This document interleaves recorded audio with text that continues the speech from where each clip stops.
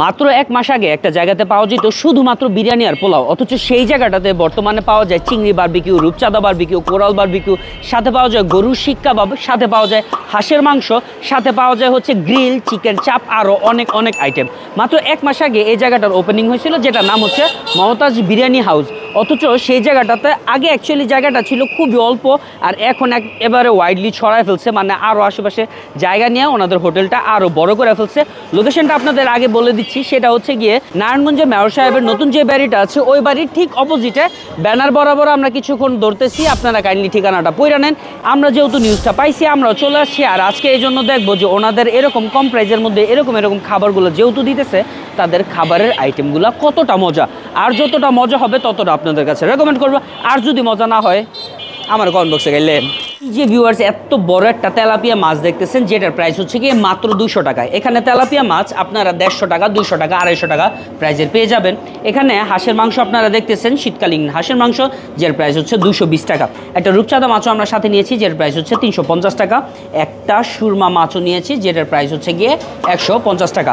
So guys, আপনারা যত ধরনের মাছ বলেন না কেন, আমরা তো আনুমানিক 4-5টা মাছ নিয়েছি। চিংড়িও নিয়েছি, চিংড়িও আপনারা 150, 200, 250, 300 টাকা এরকম প্রাইজে পেয়ে যাবেন।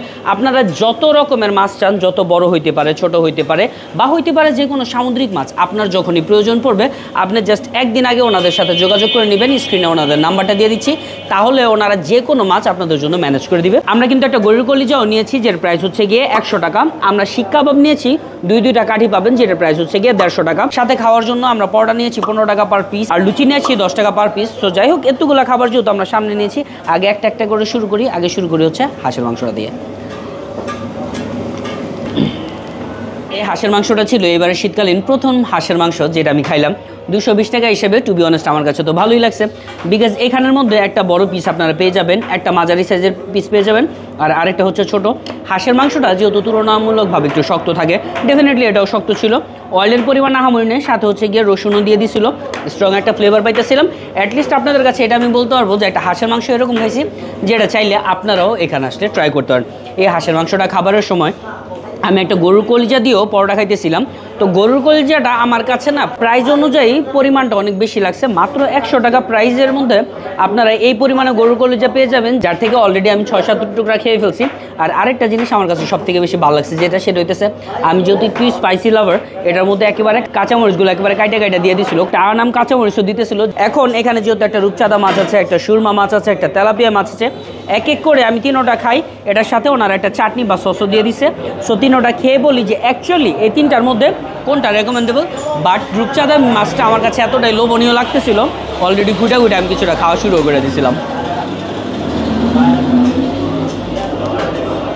সব থেকে বেশি ভালো লাগছে হচ্ছে 350 টাকা প্রাইসের যে রূপচাঁদার মাছটা নিয়েছিলাম, বিকজ এটার মধ্যে খুবই স্পাইসিভাবে আমি একটা টেস্ট পাইতেছিলাম।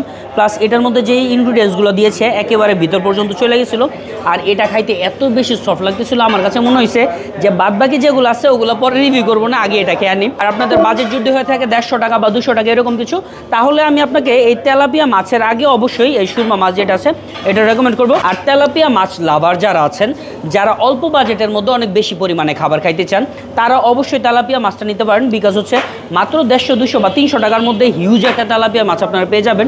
সো এটা যেহেতু আমাদের রেগুলার লাইফের সাথে অনেক বেশি কানেক্টেড, আপনারা চাইলে এটাও খেতে পারেন। তবে ওনাদের এখানে যে কাস্টমারগুলো আছে ওনাদের থেকেও হালকা একটু ফিডব্যাক নিয়ে নেই যে অ্যাকচুয়ালি ওনাদের কাছে খাবারটা কেমন লাগছে।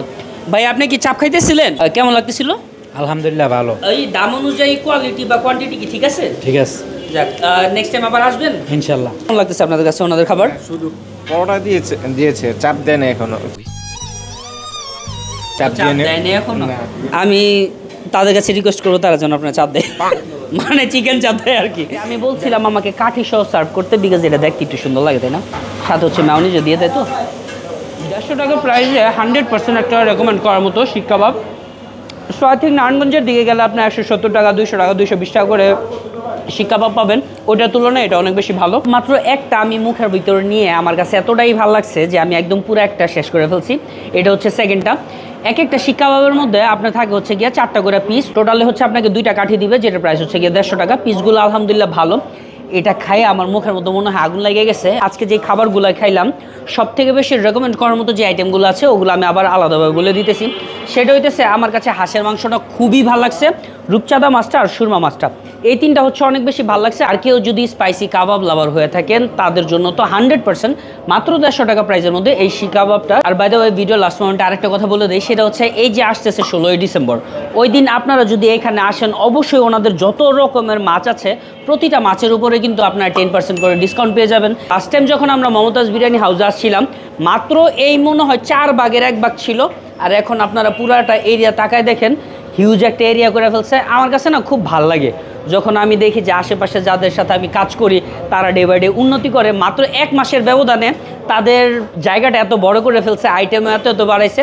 ইনশাআল্লাহ দোয়া করবেন তাদের জন্য, তাদের খাবারের কোয়ালিটি অবশ্যই এরকম ভালো, এজন্যই তারা উন্নতি করতেছে। তাদের খাবার কোয়ালিটি যেন দিন বা দিন আরও ভালো হয়, তাদের আইটেম যেন আরও বাড়ে। That's it. দোয়াটা অনেক কিছু করে ফেলছি, মনে হয় একটু পরে জিলাপি দিবে।